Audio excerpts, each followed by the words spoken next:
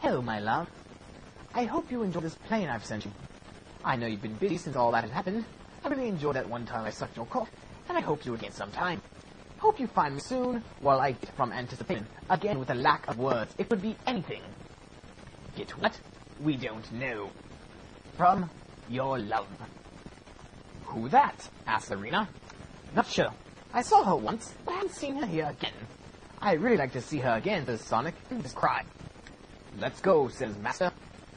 Agreed, says Sonic, while wiping tears from his face. They hope into the plane. Oh, I love how he sprinkles words in here. You know you're expected to read hop, but it says hope. You say hop because of course it cannot say hope, but then subliminal messages enter your brain that in fact it is hope, and it should have hope in your day-to-day life. Quite. And head out to Zypher. As they begin to make their journey towards Zypher, an explosion can be heard, but they decide to keep going or to put an end to this madness. Here he shows the true madness and chaos of war, and how they decide, quite difficultly I'm sure, that they would rather sacrifice a few lives than let it go on any longer and let any more die or suffer. Tragedy, really. War is indeed hell.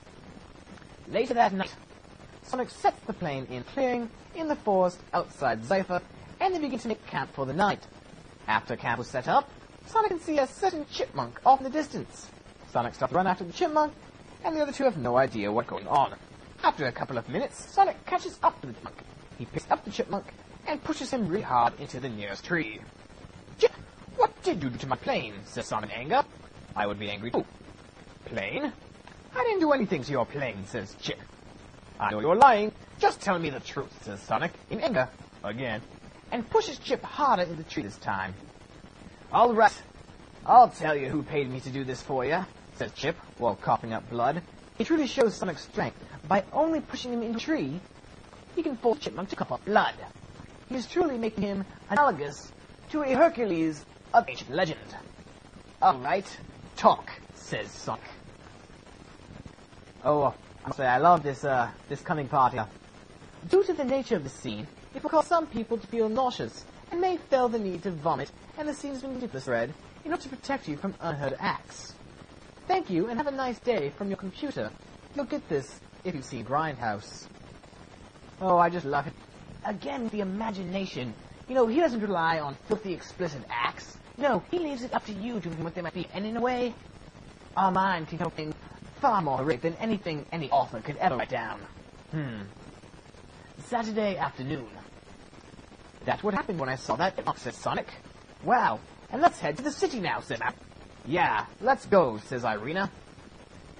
They continue their walk onto Zypher in hope to find some answers to all that has happened so far, and go see the person Chip's talking about. Their walk was peaceful, and they meet Connie standing at the entrance to the city. Hi, Sonic, says Sonic. Hi, Sonic, been a while, says Connie. Sure has, and thanks for the help, says Sonic. No problem, and I'm glad to see you, says Connie. Me too, and this is Master and Irina, says Sonic. Nice to meet you two, says Connie. You too, Irina. Why don't you girls have a good time, and we'll meet you back here around 8 o'clock at night. Asked Master. We will, and I'll show you a good time, says Connie. The girls head off to do girly things. I'm sure we all know what those things are. No. Well, the two guys head off to meet with one. After 30 minutes, they head up to the one's house, and Sonic rings the doorbell, but no one comes to the door. Sonic tries again, but no one comes to the door. They head down the steps, and Sonic slips on a banana on the way down the stairs. Even though this is a very serious work of fiction, Sonic Master is not above slapstick, and that is why I love him so. Are you okay? Asked Master. Yeah, I'm fine, but I don't know is why there is a banana lying on the ground, asks Sonic. I don't know, says Master, as if he would. Ho ho ho.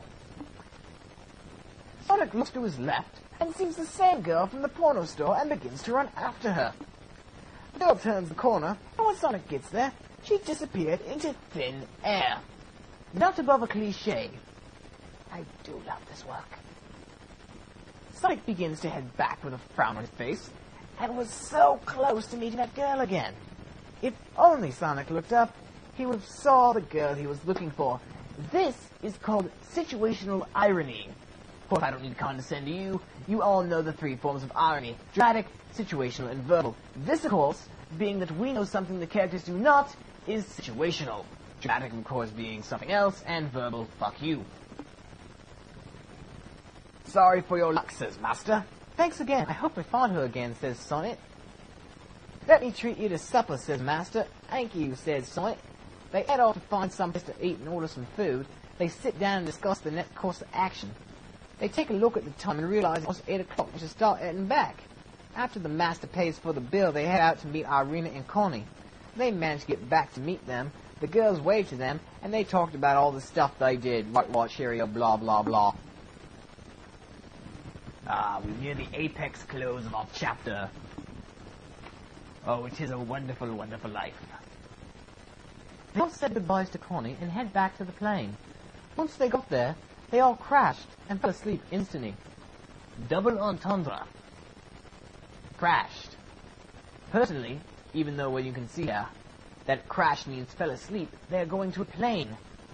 Foreshadowing, boys and girls, foreshadowing. Sunday afternoon. They wake up from a much-needed sleep and begin to pack up. After everything was packed up, they threw the stuff into the plane and hopped into themselves. Sonic tries to start the plane, but realizes it's out of gas. He's making a very underhanded comment about her dependence on foreign oil, Yanks and Brits alike, although we call it petrol and you call it gas, I believe. What with me and the planes? Asked Sonic when slapping himself on the forehead. Much, I believe, like this. Except without the pipe. I don't know. I guess we got to walk and run back to Pounce Field. Walk and run, clearly reference to the blob. Though right, but when you two are running, you carrying me, says Irina when pointing at the Master. I will, says Master, and gives Irina a kiss on the lips. He is clearly a pussy whipped. They begin their long trip back to Pounce Field after such a wonderful trip they just had. Monday. After such a long trip and being exhausted from all that walking and running, they head back home to cool off.